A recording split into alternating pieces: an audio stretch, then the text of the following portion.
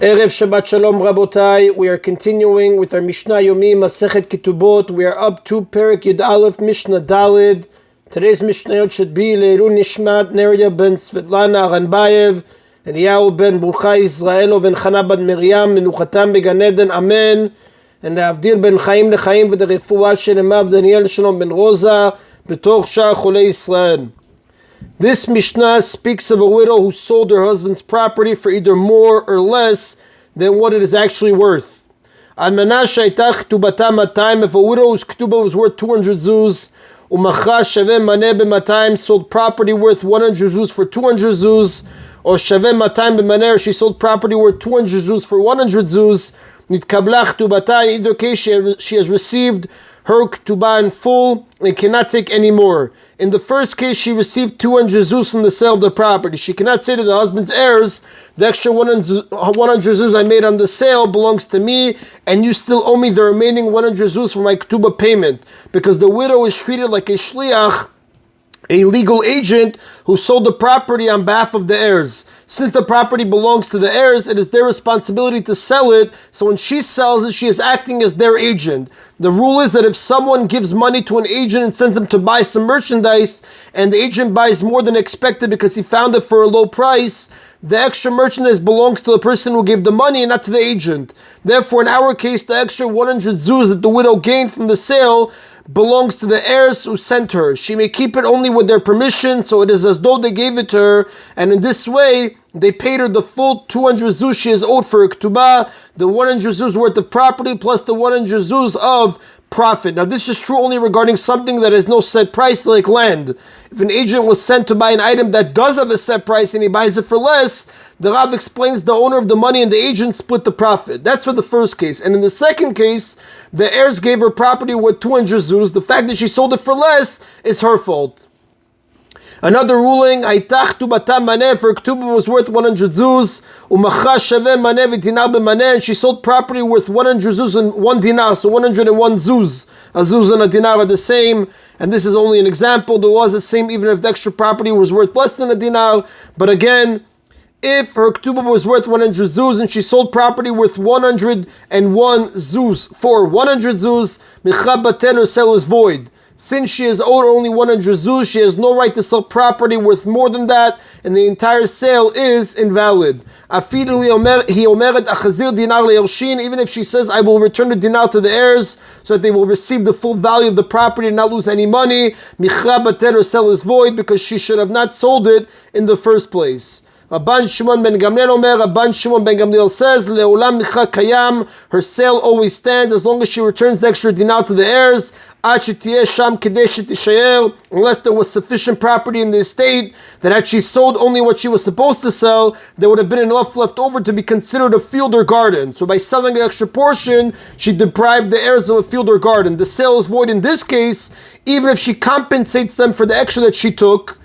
Now, what is the legal definition of a field or garden? Basadeh bat tisha kabim. In the case of a field, an area of tisha kabim, 9 kavs, 1 kav of land is 416 and 2/3 square amot.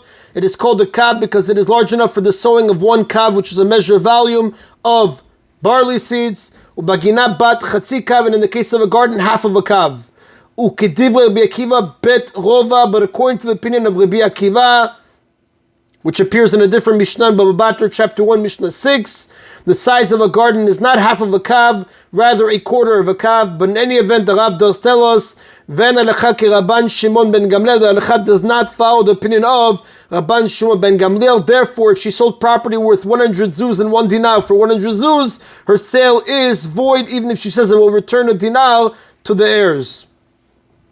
A third law, Hayta ketubata 400 zuz, if her ketubah was worth 400 zuz, umachal lazeh b'maneh v'lazeh b'maneh, and she sold property worth 100 zuz to one person for 100 zuz, and a second property worth 100 zuz to a second person for 100 zuz, and a third property worth 100 zuz to a third person for 100 zuz, v'la'acharon yafeh maneh v'dinar b'maneh, but to the last, the fourth person, she sold property worth 100 zuz and 1 dinar, so 101 zuz. For 100 zuz, the law is that shenachon batel, the sale to the last person, is void. Now this follows the opinion of the first time of Rabban Shimon ben Gamliel, since at that point she had already collected 300 zuz and had the right to sell only property worth 100 zuz. V'shel kulan michan kayam, but the sales to all the other people stand. Since each sale was made separately, only the sale that harms the heirs is void, but the other sales are not affected. That is an abotai of Mishnah Dal. We continue now with Mishnah Hey. Sometimes the court itself will sell the property of a deceased husband on behalf of his widow. Having learned about a widow who mistakenly sells property for more or less than its actual worth, Mishnah Hey teaches the law for when a court makes such a mistake. Shuma Dayanin, if an appraisal of the property was made by the judges, Shepichatu Shtut or Isifu Shtut, who valued the property at a sixth less or a sixth more than its actual worth, and then they sold it for this mistaken price. For example, it was worth 600 zuz and they sold it for either 500 or 700. Michan Batel, their sale is void, because if they sell it for too little, the heirs lose, and if they sell it for too much, the buyer loses. Normally, when something is mistakenly sold for too much or too little, the sale is void only if the mistake is more than a sixth. If the mistake is a sixth or less, the sale stands, as the Mishnah speaks in Bava Metzia, chapter 4, Mishnah 3. And furthermore, when land is sold, the sale stands even if the price is off by more than a sixth, again, as the Mishnah discusses in Bava Metzia, chapter 4, Mishnah 9. These laws, however, do not apply when a court sells property owned by orphans. In that case, even if the price is off by only a sixth, the sale is void. If the price is a sixth less than what it should be, the sale is void because the orphans lose. And if the price is a sixth more than what it should be, the sale is void because the buyer can argue that it never occurred to him that the court would make such a mistake, and therefore he bought the property under false pretenses. Rabban Shimon ben Gamliel Omer, Rabban Shimon ben Gamliel says, Michan Kayam, their sale stands, even if they sell the property for a sixth more or a sixth less than its value. Im ken ma koach bet din yafeh, because if it is so that the sale is void, what would the power of the court be worth? In order to reinforce the authority of the court, the sages decreed that its sale in this case is final. However, if the court sold it for less than half of its value or more than twice its value, Rabban Shimon ben Gamliel agrees that the sale is void. But again, the Rav tells us, well, the Rav will tell us in the next case. In the following case, the first time in Rabban Shimon ben Gamliel agree, Aval im asu igeret bikoret, but if instead of setting the price on their own, the judges of the court made a letter of inspection, meaning they released a document that announced that the property is ready to be inspected by the public and sold to the highest bidder. The law is that even if they sold property worth 100 zuz for 200 zuz, or property worth 200 zuz for 100 zuz, Michran Kayam, all agree that the sale stands. Since they let people inspect the property and sold it to the highest bidder, it is not their fault if the price paid was too low or too high. Here too, if it was sold for less than half or more than twice its value, the sale is void. Now the first part of the Mishnah, where the first time in Rabban Shimon ben Gamliel disagree, that refers to a case where the court did not make such an announcement. Rather, the court set a price on its own and sold it quickly. There are several reasons why the court might do so. For example, if the widow needs money to pay for her daily food, the property must be sold immediately. And the Rav does tell us that the halakha follows the opinion of the Tana Kama.